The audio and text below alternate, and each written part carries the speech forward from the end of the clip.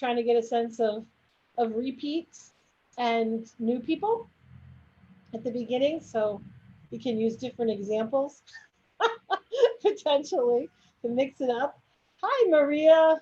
So happy that you're here. Hi, Lawan, southeast area of DC. Hi, Yamuna from Denton, Texas, and Nomi from Harlingen, Texas. And Kathy from Wichita Falls, Texas. Got a lot of Texans in the house. How's it going there?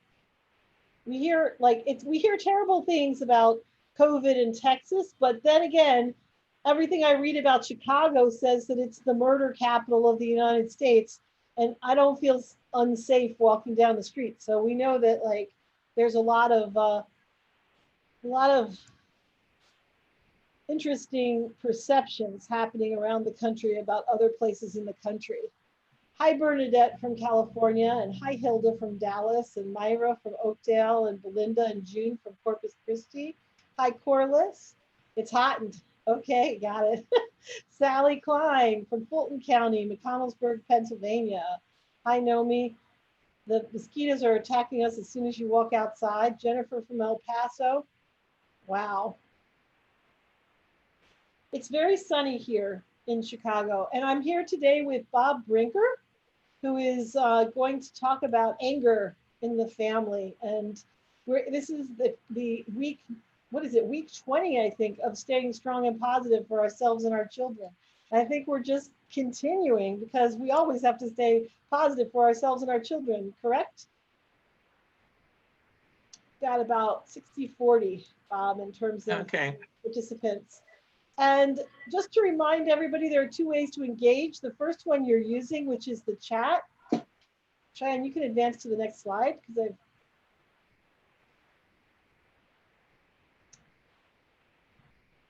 And then if you do so the engagement comes up, ways to engage.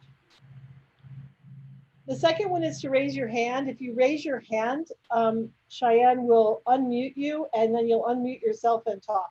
Just ask you to be careful to only raise your hand if it's your intention to speak. And also just reminding everyone about our agreements, we have agreements for everything we do, and for the cafes we have agreements, for our trainings we have agreements. Our agreements for the webinars today are speak from your own experience, use I statements, golden rule, treat other people the way you want to be treated, and full presence. We ask that you be here with us now. I want to mention one other thing, which is just since the main way to engage is the chat, unless you're trying to yell at us, please don't use all caps, because all caps is like text version of yelling at us. So that's kind of like, I guess it's like great for a webinar on anger. Like, what are the conventions? But would really appreciate minding the text in that way, minding the chat in that way. So turning it over to Bob. Welcome, Bob, and thank you for being here. Well, thank you. It's good to be back. I guess I didn't do too bad the last time, so you let me come back this week. So great. I really enjoyed it, and I learned a lot. So. Okay, well, so I guess we got about half are repeaters. So I guess you're hoping to get something new and unique. So I'll do my best here. But for the new folks, just let you know, I've been working in the field for, oh God, well over 48 years. I started off in Pennsylvania way back in 1972 as a Head Start teacher, and I found out that my real love was not just working with the children, but with the entire family, which led me going back to school, getting a master's degree. And then I took on the role of both therapist and parent educator for the next 40 plus years. My past 20 plus years, I've been more in the field of violence prevention. I do domestic violence programs for men who have committed acts of domestic violence. Also do anger management, both in community settings and in prison settings. And those of you who are parent educators, I'm sure you're all well aware that you have to address the issue of parental anger and helping parents deal with children's anger. So I'm going to try to touch on these things today with you. So, you know, use the chat box, have questions, let us know with comments. What I'm going to attempt to do today is, first of all, we'll get a working definition of anger. Then I want to start looking at what triggers a parent's anger. I mean, what are the buttons that get pushed? We're also going to take a look at how to identify causes of children's anger, because we have to look at children from a developmental perspective. What angers a baby can certainly be different than what angers a teenager. So we need to look at the whole issue of development there. Obviously, then once you've talked about anger, what do we do with our anger? And hopefully I'll wrap it up with some resources that you all can make use of. So that's kind of the game plan for today, and hopefully we'll stay pretty close to that. Okay, many definitions of anger. This is one I came across many years back by a gentleman named Mitch Messner. And Mitch said that anger is an emotional response to a grievance, real or imagined. If you think about a parent's role, we're constantly doing things for our children, we're caring for them, we're feeding them and all of that. And sometimes we don't get the appreciation. It's just like, we don't get the thank you, mom, and thank you, dad, for doing this all for me. It's if you had a son like I had growing up, his approach to life is, yeah, but what have you done for me lately? So sometimes you don't get that kind of positive feedback, and you feel like, look at all I do, and no gratitude. So we need to understand what are some of the root causes of angers, and it's something usually experienced as a grievance. And again, it can be real or imagined. Okay, let's go to the next slide, if we could, please. Okay, first thing I want to get across to you is anger is a normal human emotion. Anger, and a lot of times when I do these trainings, people will come across, well, anger's bad. Not always. If you're at all like me, sometimes I got to get a little bit irritated and annoyed to deal with stuff. I let things go on too long. So anger sends us a message. And usually when we get that message, again, it's a perception that something is wrong or unfair, or we feel that we've been physically hurt, mistreated, either physically, socially, emotionally. But again, it's also important to remember that anger has many positive qualities. If you think of many of the movements in our country, civil rights movement, MAD, Mothers Against Drunk Drivers, MAD Dads, things like that, organizations, sometimes their roots and their development was the issue of anger that energized the group. But obviously in the field of parenting and working with families, the negative consequences of anger can lead to things like child abuse, mistreatment of children, things of that nature. So there's always a plus and a negative to all sides. And so sometimes, you know, I work with people, we try to look at both sides of the anger. All righty, next one, please. All right, so anger can be expressed in many ways. First of all is physically. So I'm talking about physical sensations here. So briefly, if some of you that we're up to 50 some people here. If some of you could go to the chat box and just type out a couple things, and Kathy can read them off, physical sensations you have in your body when you get angry. So let's do that one first. So just Kathy, and if you can throw a few my way, and so I'll comment on them. Kathy, you're muted here. So you can see the woman in the picture. She looks like her face is all squinched up. Her eyes are squinched up and she's tearing her hair out. Okay. Yeah, my spine. Naomi says throat becomes dry and sore. Corliss Sally says breathing increases to be more heavy. Susan Jones feel hot on the face. Gisela says frustration. Anne says tempers. Corey says shaking, body getting tense. Yamuna, throat closes. Okay. Christina says shaking. And Jennifer, we got a lot of stuff in here. Jennifer, heart rate increases. Heather cries. Belinda says head begins to hurt, face feels hot, face gets red. Lawan says head movement, voice louder. Shaky, crying, face turning red, rapid heartbeat, tension in shoulders, and Maria says her stomach hurts. Okay, so those are all physical sensations when anger starts getting the best of us, and it's important to read that in our bodies. So we know, if you imagine yourself as a thermometer, if you wait till you get to 99.9, it's awful hard to control your anger. I find my anger is good up to about from 0 to 50, but when I go past 50, it's harder to get it back down. So we need to be aware of the physical sensations.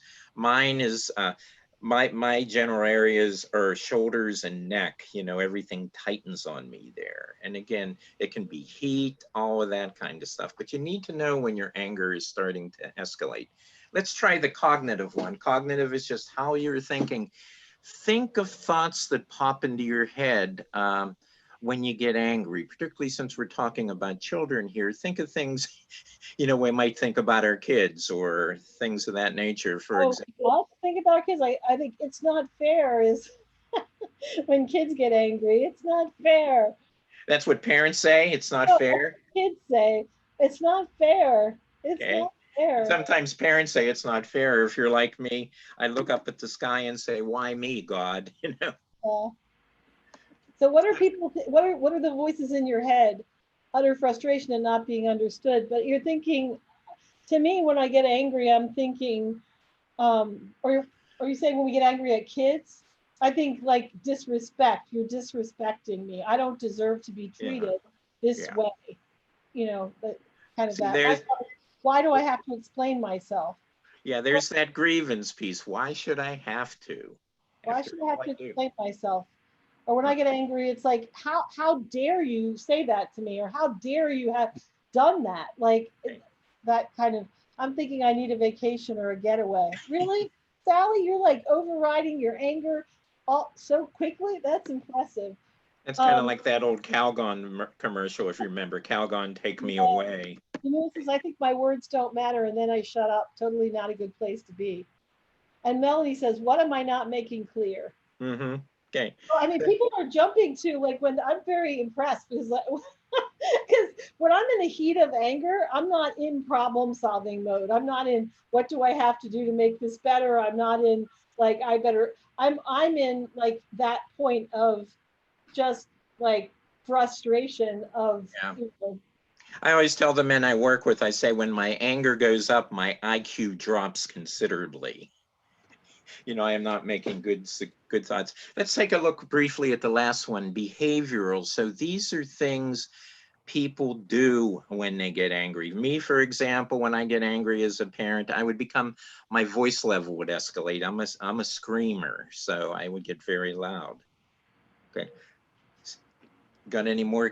And I'm curious what other people are putting down behaviorally. Well, behaviorally, we don't have a lot right now. I mean, I think when I get angry, also with my kid, my face gets very intense. Like and you know, when people were talking about the physical, so the behavioral, it's like I talk very quickly and I talk intensely, and sometimes I talk loudly, but I'm more likely to curse if I'm really angry.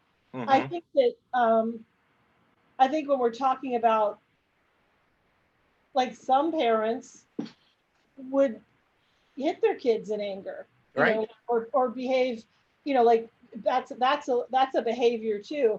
I would always stop myself before that because I felt like I would probably hit too hard, or I would like I was afraid that would immediately put me into a fear place that if I hit that I wouldn't be. It's out of control. Out of control, and it's not the right, you know, it's not the right time.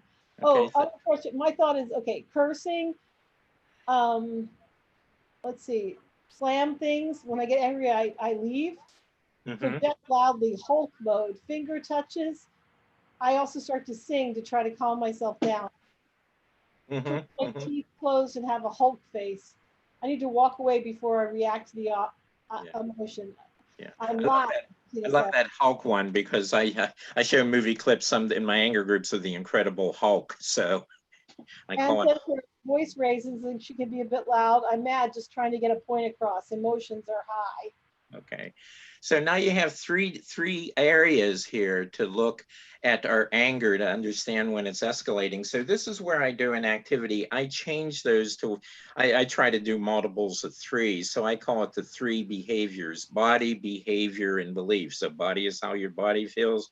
Behavior is what you're doing, and beliefs are your thought processes when you get angry. So what I do is I have yarn balls and I pass them on to the parents, and we practice the fine art of juggling. So let me try again here. I was practicing before.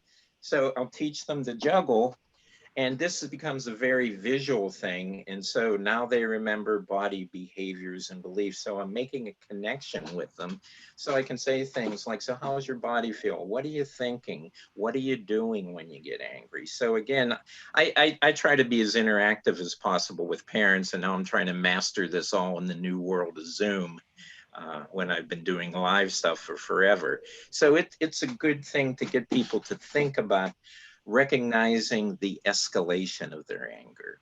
Okay, so can we go to the next one, please? Okay, another activity I do here is the balloon activity.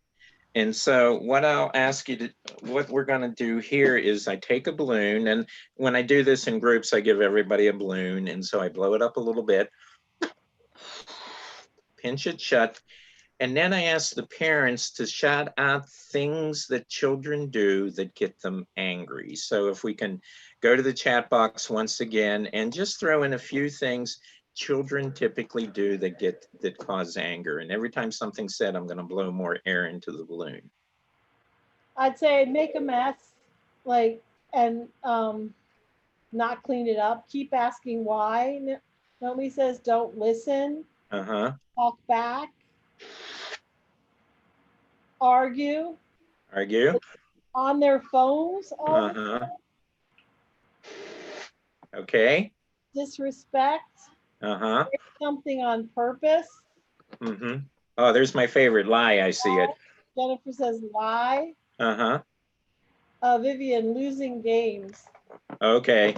Yeah. Lost the chutes and ladder, and then they start cheating. Yeah. Or they lose their toys, or can't find stuff. Ignores direction, Lori says. Like, yeah. I call it parent deaf. Okay. Don't listen. Not being grateful, Hilda says. Okay. Oh my, that balloon's getting pretty big. Fight with each other. Fight with each other. Okay. Gotta put more in there with the fight with each other. Come on. Okay. Yeah, the old sibling rivalry thing. So what's happening to the balloon, obviously? Getting big, right? Okay. So think of some things that you do when you get angry that you can start reducing the size of the balloon.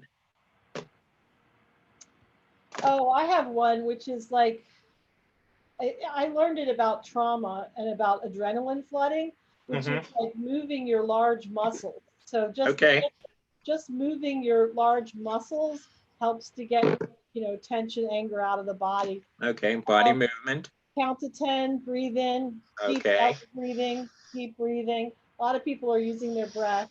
Yeah, diaphragmatic breathing, an old standby. Okay. So what you do is you start applying basic nurturing anger management techniques so that you don't lose. Water, preferably, we have one. I'm sorry? Drink something. Have a drink, preferably water. Hydrate. Okay.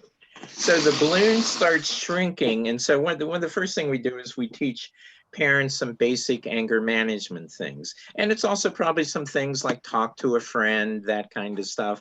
I started off in the field of parent education doing Parents Anonymous support groups. And it was just a room full of parents getting together, talking about their stresses, that broadening the social network. So what we're trying to do is empower parents and say that you don't have to let the anger get the best of you. There are things you can do. Okay, so can we go to the next slide, please? Okay. Wonderful book is Matthew McKay's I always remembered it as When Anger Hurts Your Children, but then when I went to get a picture of it, it said your kids. So I don't know, it's probably a rewrite a little bit. But this is a parent job description that he has in his book, and I got a lot of use out of this over my many years. You think of parenting, first of all, it's long hours, okay? Children are messy. Some of these things that were coming up in your chat, they're noisy. Heaven forbid you got a headache, okay? It's not a 9-to-5 job. The task of parenting are repetitive. You do them and then you got to do them again. It's just like once it's not like, well, I already changed the diaper for the day. I'll change a diaper again tomorrow. It's just you have to do it on demand. Children are not aware of the parent's stress level. I don't know if any of you have ever tried to tell your kids, hey, mommy or daddy's having a bad day. Would you just leave me alone? I always said with my son, I might as well have loaded the gun for him and handed it to him and said, here, I'm at your mercy. Children test the limits. It's our job to set them, but it's really the child's job to test it so they know where those limits are. Children require constant vigilance and supervision, so you just can't slack off on a job. And they want our attention and approval. So we start seeing how difficult this is and how stressful the job itself is, and that makes us prone to anger. So the next thing I'd like to show you here, this is a wonderful video clip on YouTube that you can get that I saw, I forget how many years ago, and I've used it ever since when I'm working with parents. So if we could take a brief look at this. I love this video. Mm-hmm. Oh, looks like we got no sound. Cheyenne, we can't hear the sound.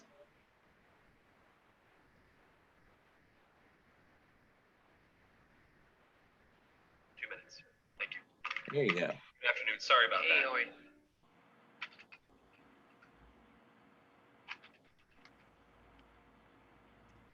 Hi, nice to meet you. Nice to meet you as well. Have you ever done one of these interviews over the camera before? No. Well, let me tell you a little bit about the job to get started with. It's not just a job, it's sort of probably the most important job.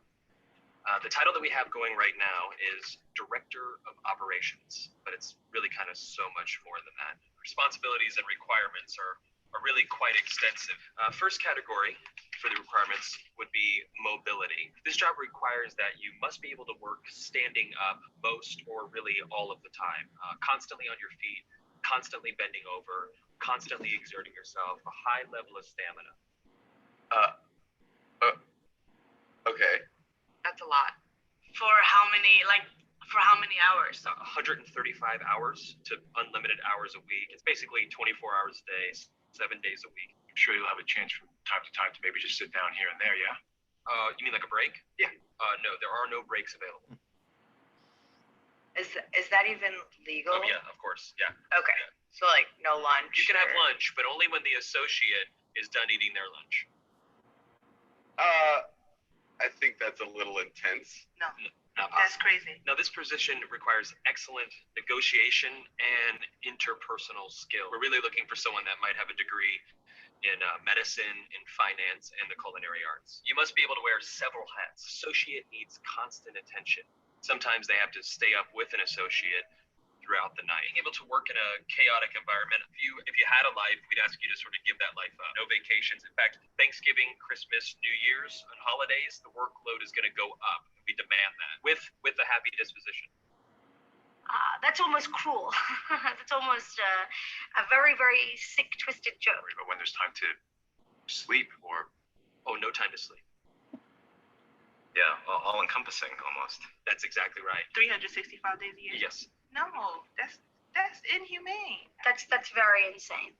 The meaningful connections that you make and the feeling that you get from really helping your associate are immeasurable. Also, let's cover the salary. The position is going to pay absolutely nothing. Excuse me? No. Nobody's doing that for free. Yeah, pro bono, completely for free. No. What if I told you there's someone that actually currently holds this position right now? Billions of people, actually. Who? Moms. Yeah. Yeah, moms. That's awesome. Yeah. Oh. And they meet every requirement, don't they? Oh my God. Moms are the best. Yeah, there's no pay. They're 24 hours. They're always there. Now I'm thinking about my mom. Yeah, what are you thinking about her? I'm thinking about all those nights and everything. Thank you so much for everything you do. I know it doesn't seem like I appreciate all of it, but I definitely do. So, Mom, I want to say thank you for everything that you've done. I love you very much. You've been there through thick and thin. My mom is just awesome. She's awesome.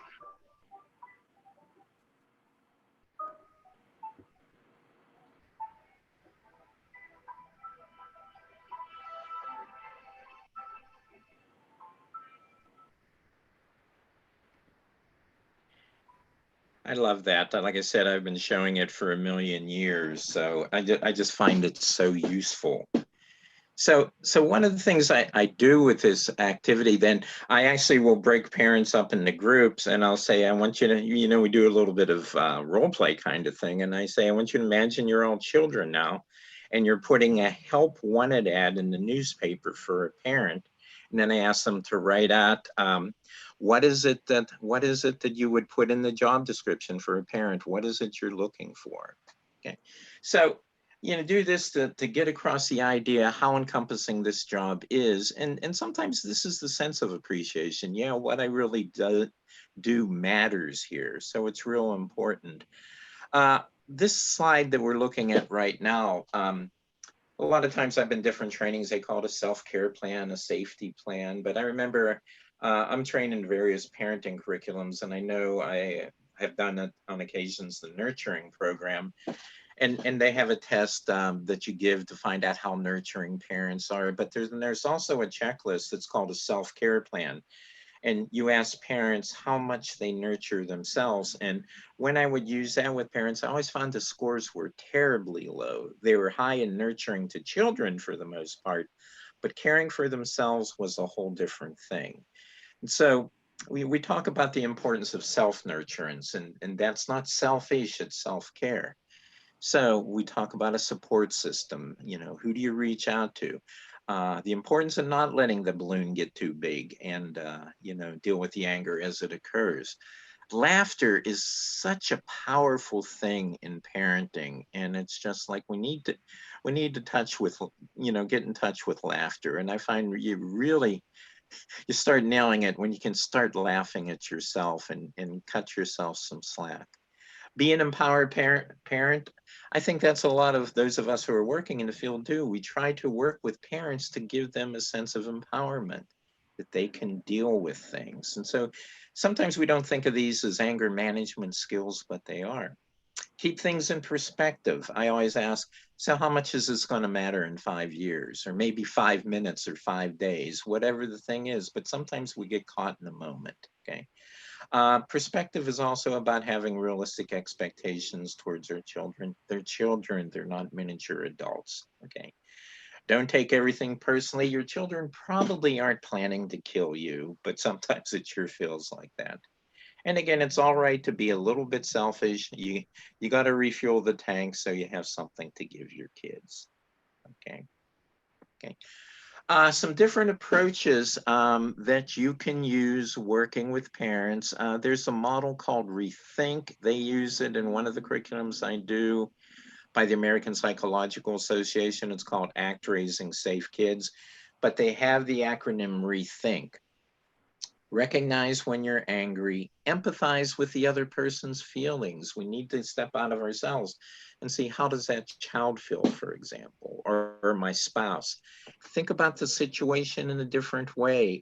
Don't get frozen in your perspective. So much of anger is about changing your perspective.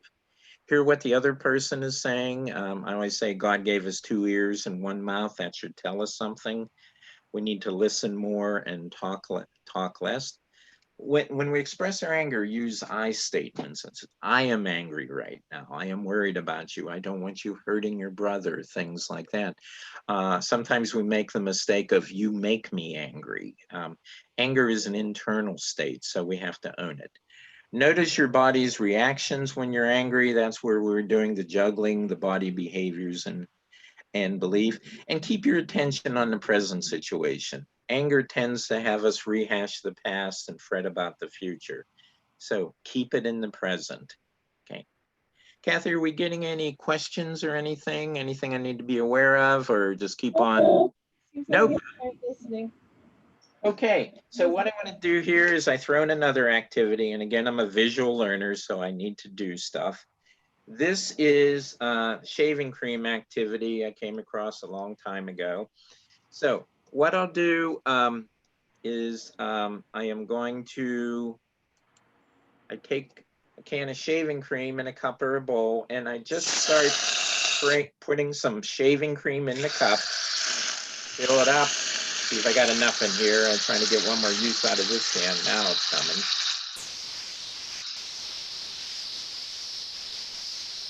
Okay, so we're getting to the top here. Okay, so what I'll do is I'll hand this to a parent. I'll get a volunteer and I'll say, fill up the cup with shaving cream. Then I'll tell that parent to pass it to another parent, and I'll say, now take the shaving cream that's in the cup and put it back in the can. Okay. Obviously that can't be done. So since this is an anger presentation, my son Ben would always say when I gave him my profound wisdom, so what's your point? What do you think the point of this activity is? If you could jot down your comments in the chat box.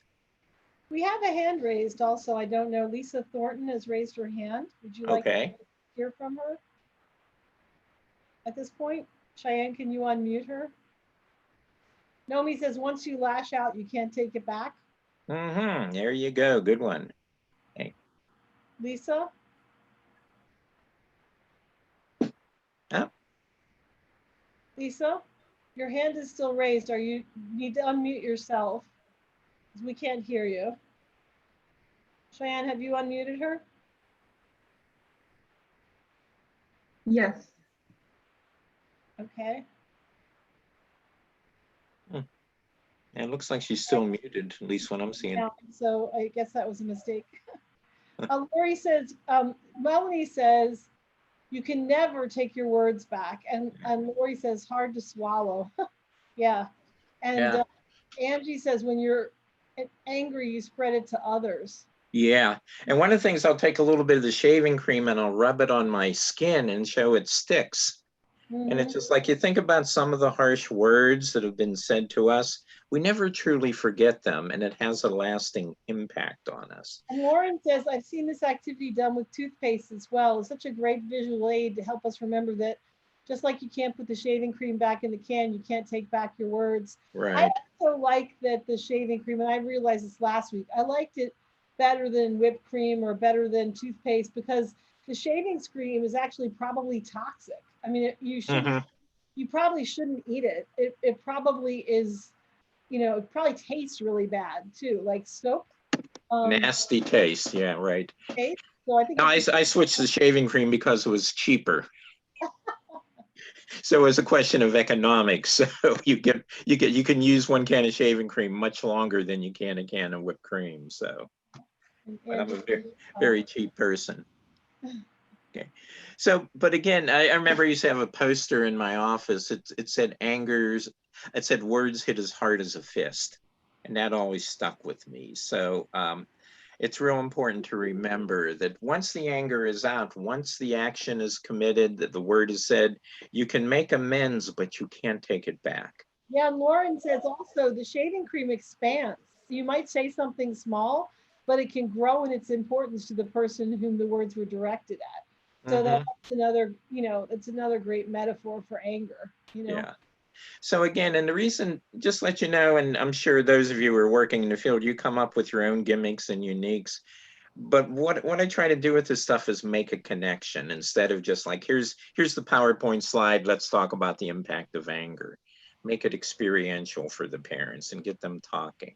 Okay, so I do the activity, and I don't know how many of you, one of my favorite books of all times is Robert Fulghum's Everything I Needed to Know I Learned in Kindergarten. And it's just a one-pager here, so if you'll bear with me, I'd like to read this. But he has a little story in here on yelling, and I mentioned before that when anger got the best of me, I tended to yell. So this really struck me. So let me read it. Fulgham says, in the Solomon Islands in the South Pacific, some villagers practice a unique form of logging. If a tree is too large to be felled with an axe, natives cut it down by yelling at it. I can't lay my hands on the article, but I swear I read it. Woodsmen with special powers creep up on a tree just at dawn and suddenly scream at it at the top of their lungs. They continue this for 30 days, the tree dies and falls over. Theory is that hollering kills the spirit of the tree, and according to the villagers, it always works. Ah, those poor naive innocents, such quaintly charming habits of the jungle. Screaming at trees, how primitive. Too bad they don't have the advantages of modern technology and the scientific mind. Me, I yell at my wife, I yell at the telephone and the lawnmower. I yell at the TV, the newspaper, and my children. Even been known to shake my fist and yell at the sky at times. Man next door yells at his car a lot, and this summer I heard him yell at a stepladder for most of an afternoon. We modern, urban, educated folks yell at traffic, umpires, bills, banks, machines, especially machines. Machines and relatives get most of the yelling, but never trees. Don't know what good it does. Machines and things just sit there. Even kicking doesn't always help. As for people, the Solomon Islanders may have a point. Yelling at living things does tend to kill the spirit in them. Sticks and stones may break our bones, but words will break our hearts. Nice reading. So Robert Fulgham is one of my heroes. My fantasy was always just hanging out with him for a day. I think he's one of the coolest people in the world. Okay, can we have the next slide, please? Okay. Important point I make when I'm working with families on anger is an emotion. Everybody gets anger. Aggression is something different. Aggression, violence, whatever you want to call it, is an act. And so what we need to understand that anger and aggression are not one and the same. However, anger can be the precursor to aggression. And so this is where I get into abuse, and I talk a little bit about physical, emotional, neglect, sexual. You know, I've done trainings in the past as mandated reporter.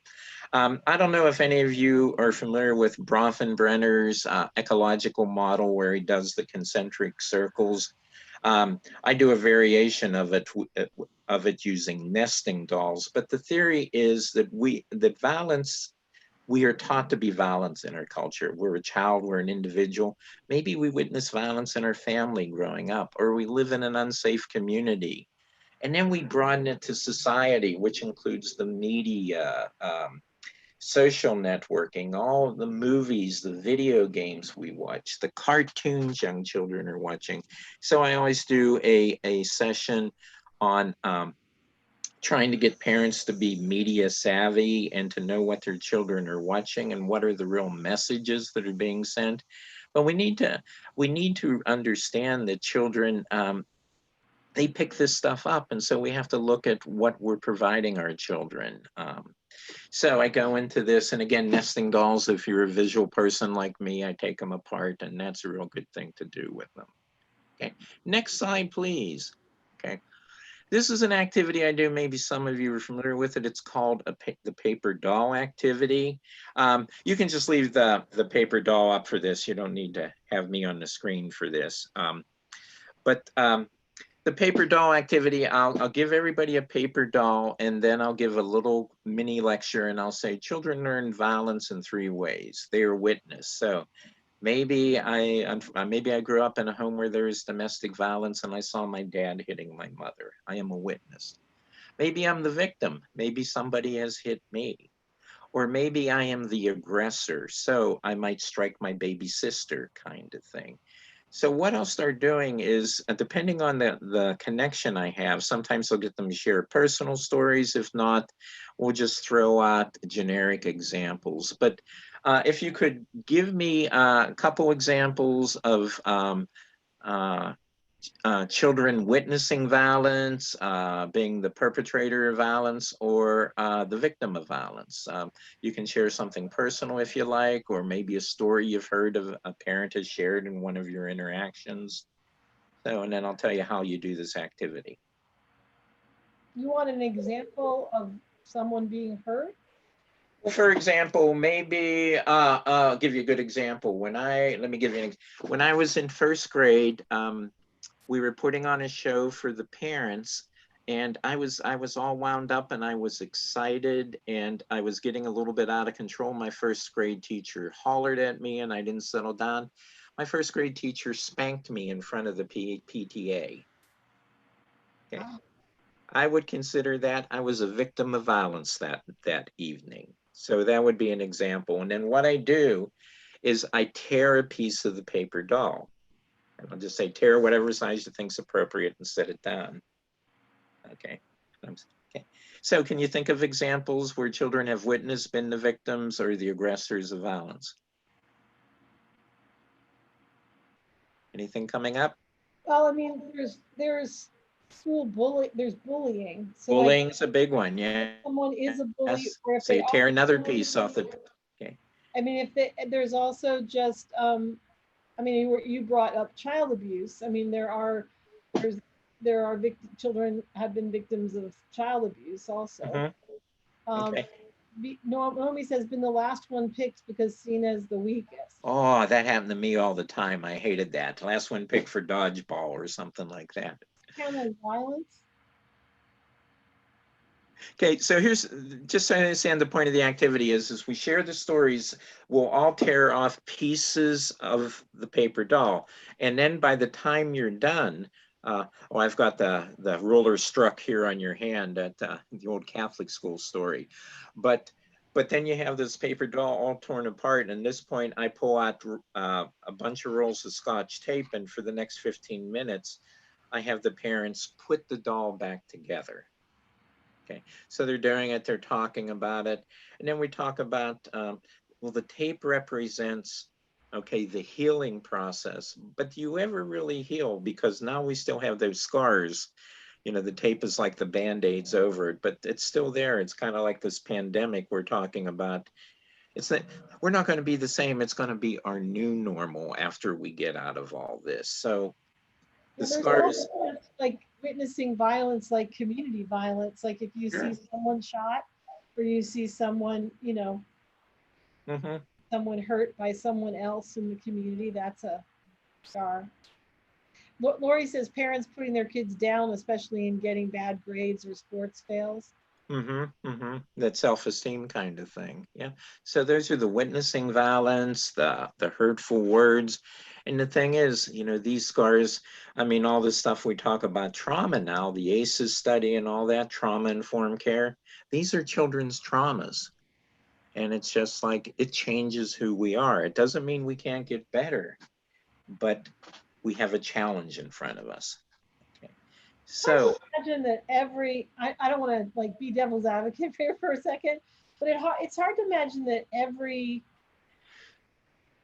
time that you've witnessed or been the victim of or perpetrated, like yelled at someone, that there's a scar. Like, you know, like sometimes you get hurt and there's no scar, you know, there's no scar. It heals and you can't see where it happened.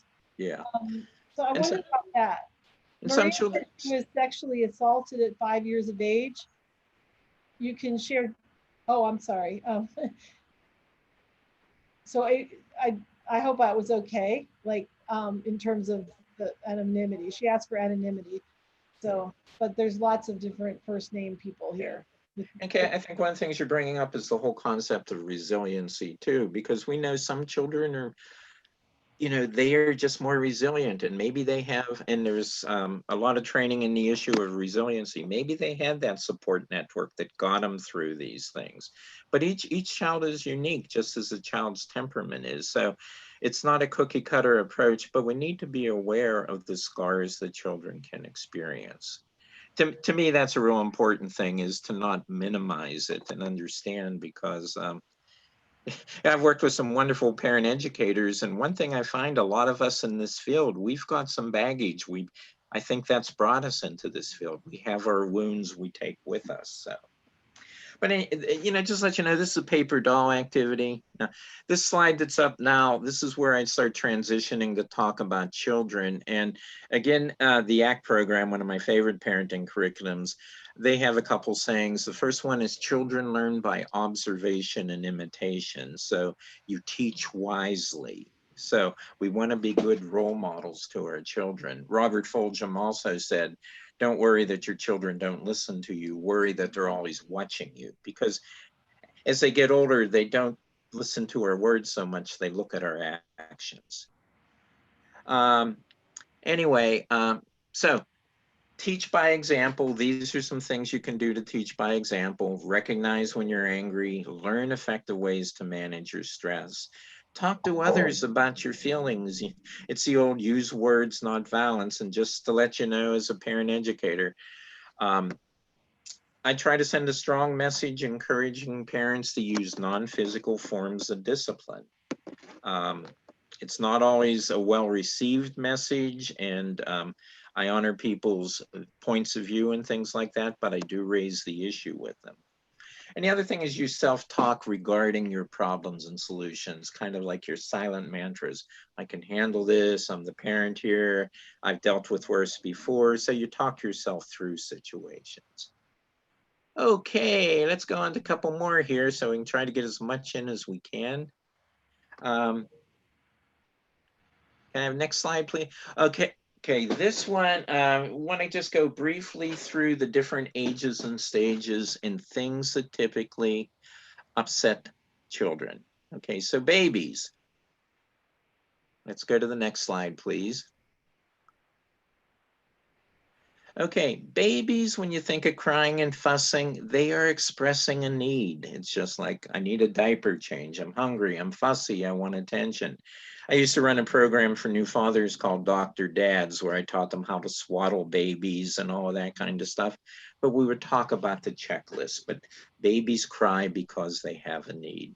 I shared a story last week. I had a parent that had her baby removed from her, and I was working with her, and the baby was gradually, through supervision, being returned to the home.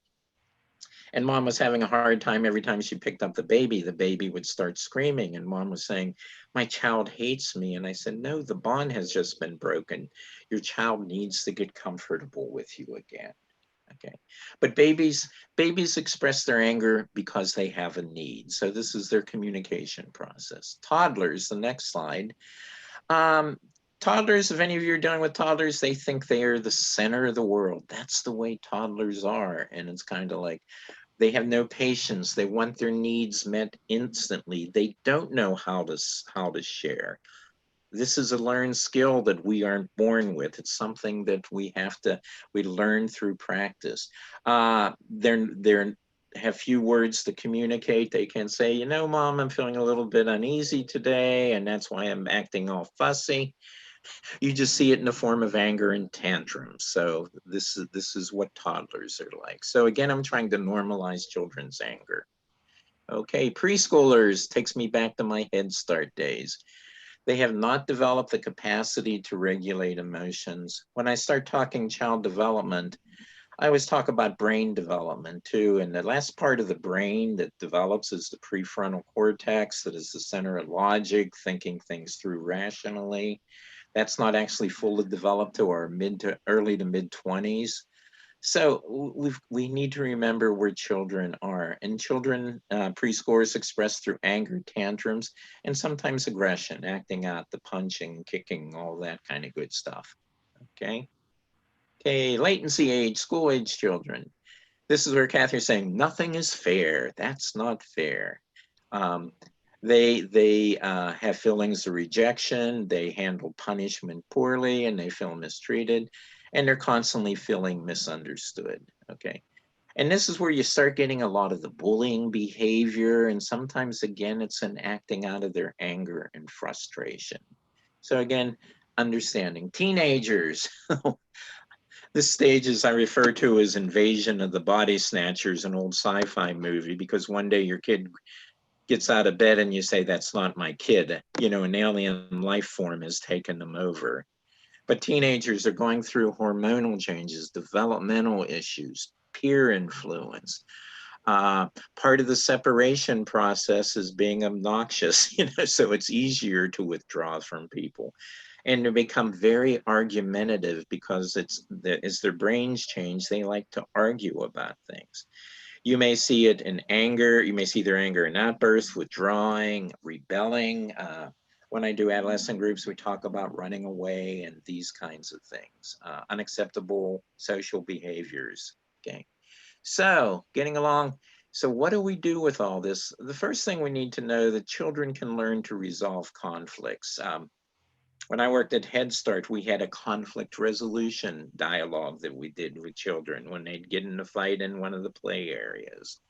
And one model, there's many conflict resolutions. One is called the IDEAL model, IDEAL, identify the problem and feelings, determine solutions. So what can you do to solve it?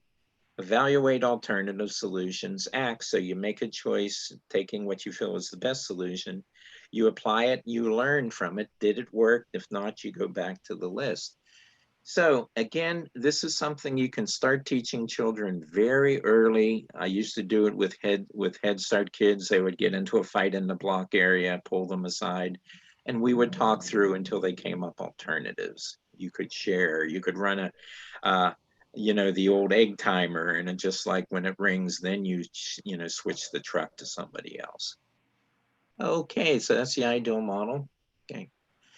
When children, this is sibling rivalry comes into play here. Some things you can do when children are angry and fight. First one I call triage. It's just like stop the bleeding, do the band-aids, things like that, kiss the boo-boos, all of those kinds of things. So calm it down. Okay. Separate the children so they can't lash out at each other. And then you start dialogue. Help them think about why they're angry. Empathy. How do you think the other is feeling? How do you think I'm feeling as a parent if you're hitting your brother or sister? Problem solve. Do the dialogue with children. Have a conversation with them. Sometimes we go into a punishment mode too quickly. Fine, if you can't play with the toy, I'm going to put it up on the shelf and you have nothing to play with now. You're not teaching at that point. We need to teach children how to resolve conflicts. And again, a lot of people don't see this as anger management, but it is. One thing I find that we don't do near enough with our children is praise them. And so we need to praise them for any good choices and insights because much child behavior is attention driven. And the big message is I always try to get across to parents is convey to your children, it's okay to be angry, but it's not okay to hurt people. Can't hurt yourself, can't hurt your others, you can't break things. Okay. So I have an example. Yes, Lauren, everybody can have a copy of the PowerPoint. It'll be available on our website. I adopted we adopted, my ex-husband and I adopted a child when he was 8 years old. And he was living in an orphanage prior to that, and he had a lot of trauma, and we didn't know a lot. And he was very physical in the way he expressed himself, and we didn't have the common language.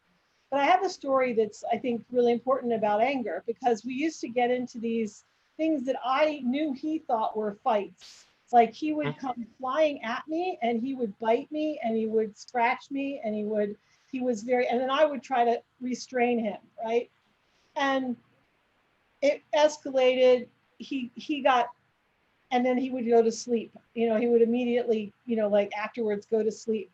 So I didn't know what to do. And I decided just to ask him. So I said, I said my son's name and I said, I know you don't like it when we fight because I see that you go to sleep afterwards right away. He said, yes, he didn't like it when we fought. I said, what should I do? He said, don't touch me and don't send me to my room. I said, okay, so if I don't do that, what are you going to do? He said, I'll run around. I'll take care of it. And the next time he came at me, I put up my hands and I said, I'm not touching you and I'm not sending you to your room. And he said, and so I said, what are you going to do? And he took off and ran around the house for a while. And then burned it off. And everything was fine. So I'm just like, to me, that's like one of my examples of anger, because he's not a really it wasn't a person that you could sit down with immediately and talk it all through. I mean, we did talk later about how it's okay to be angry, but not okay to hurt people. But in the moment, it was like building that bond with him was about respecting him and asking him for solutions. Yeah. And you were dialogue with him, which is fantastic. Yeah, so I don't know, I just wanted to share that story. Great example. Thanks for sharing that. Okay, whoop, getting close on time here. Okay, I want to do a quick demonstration. These are some things that I find helpful with children, and it's the old basic diaphragmatic breathing, but more at a child's level. So if you can switch back to me, I'll try to do a demonstration here for you. Okay, these are these form of diaphragmatic breathing you can do with children. The first one is called rocket breaths. So I'll work with the children. When I do bullying prevention, we'll talk about getting centered. So I say, imagine your rocket ship, you breathe in, bring it down to the launching pad, and then blow out, and you launch the rocket and go up. So you breathe in, go up. So that's one. And then a couple parent educators showed me two other ones. One's called smell the rose. So you pretend you're holding a rose, blow out the candle, smell the rose, blow out the candle. Then I was doing a workshop and I got this from a parent, and she said, well, I do soups too. Soup smells good, but it's too hot. So she tells the children to smell the soup. It's good, but ooh, too hot. So you're teaching these techniques. Sometimes I'll encourage children, like if they're in timeout, instead of squirming in the chair, if they're in a timeout chair, if you use that as one form of corrective behavior, I'll say, this is a good time to practice your breathing. So, but I do this, I do puppets. I have a thing called a spinning wheel where you identify emotions to give them emotional intelligence, but you're trying to give them, we're trying to empower the children. Okay, can we go back to the slides, please, before we run out of time here? Okay, so those three. Real quickly, just a couple slides here for my part is, I think if you're working with parents on anger, you've got to get into discipline and child development. So, which are all separate workshops, obviously, but you talk about appropriate expectations. We need to help parents understand that all children misbehave. Good children misbehave approximately a third of the time. Behavioral children with diagnoses, behavioral problems will probably be much more. But all children misbehave. Discipline and punishment are not the same. Discipline comes from the Latin discipulus, means teaching. We should always be teaching our children, but punishment is where we use our power to enforce a sanction. So hopefully you're disciplining all the time, but you're not punishing all the time. And again, I'm very big on praise, probably because I grew up in a home where there was none. And so my son got overwhelmed with praise. Okay, Dad, I get it. Okay, kind of deal. Next slide, please. Okay, a couple resources here you might want to consider. First of all, if any of you are using parenting curriculums, I'm trained in several of them. This is my favorite, ACT, Raising Safe Kids. It's put out by the American Psychological Association. One of the reasons I like it in this day and age of spending $1 zillion on parenting curriculums, this curriculum is very inexpensive, okay? I'm what's called a master trainer. There are many, it's actually an international organization. I just met with some people yesterday. But if you're interested, you can go to the APA and be trained in the ACT parenting curriculum. Matthew McKay's book, The Anger Control Workbook, and When Anger Hurts Your Children, he has several good resources. My favorite gentleman is Ronald Potter Efron. I've been using his work on anger management. He keeps basic KISS, keep it simple, stupid. He doesn't get real theoretical with people, just basic stuff you can use instantly and run with. Okay, so I think that was I just got a slide, your observations, comments, and then I got a slide. If anybody wants to contact me, feel free. I'm retired. I got plenty of time, so. So Cheyenne's going to launch the ending poll. Before people leave, I just want to thank Bob very much. and for being here and for the great presentation, and encourage people to contact him for information on anything that he said. Also want you to remember #Amplify. Remember, Amplify is our social media campaign that comes out of the More Perfect Union, things that will assist us with coming together. So #Amplify, as you're leaving, if you could do what you think we should amplify coming out of this, #Amplify deal with anger, #Amplify self-care, #Amplify whatever you feel like you want to amplify as a result of this webinar. And next slide, please, Cheyenne. And we wanted to let you all know that if you're interested in attending a More Perfect Union Parent Cafe, they're free, and these are all the times you can register on our website. Just a chance to, or if you want to refer any parent to it, these are open, they're available, they're safe contexts for being able to talk to others about parenting in a macro context. Next slide. So tomorrow, Adrian McIntyre has a family emergency. So Alexandra James and I are going to be holding space for this topic, moving your family from struggle to cooperation. We'll refer to some of the materials she uses, but we'll also just hold space for us all to talk about how we've moved our families from struggle to cooperation, or how we've assisted other families with moving from struggle to cooperation. Sally, you can just go on our website, Cheyenne will send you the link, and you can find the dates for the cafes.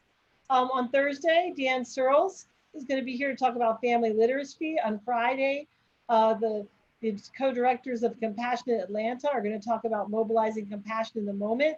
And then Monday, approaching families through an anti-racist intersectional frame. That's Kaylin O'Connor and Azieba Reyes and Ali Jawitz, and they're from the Center for the Study of Social Policy. We also have a whole webinar series in Spanish that's really a lot about positive psychology and yoga, meditation, techniques for being able to manage oneself. So thank you very much. And if you are interested in leading a webinar, these are by the community for the community, please be in touch with me. And I appreciate everybody's time today. Thank you for being here, and we'll see you tomorrow or the next time. Appreciate it. Please fill out the poll as you leave. We still have, it's still open, and we still have 55 people in the room. So if you would fill out the poll on your way out, that would be really helpful to us. We need to know who you are, a little bit about who you are and how you liked it. Just 3 questions, very quick. Have a great day, Lori.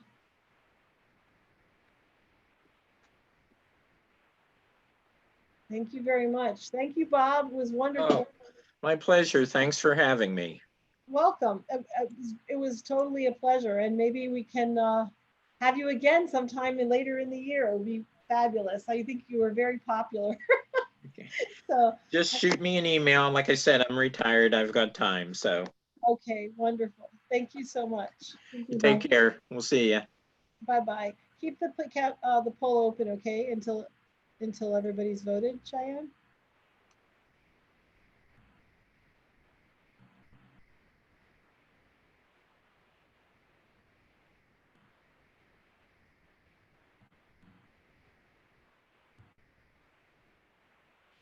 I can't see it.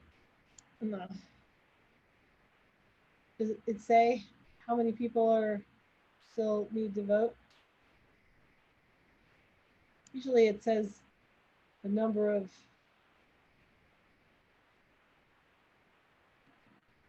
That's it? Is that it, Cheyenne? What do you think? Why does it still say there's 24 participants? I can't hear you.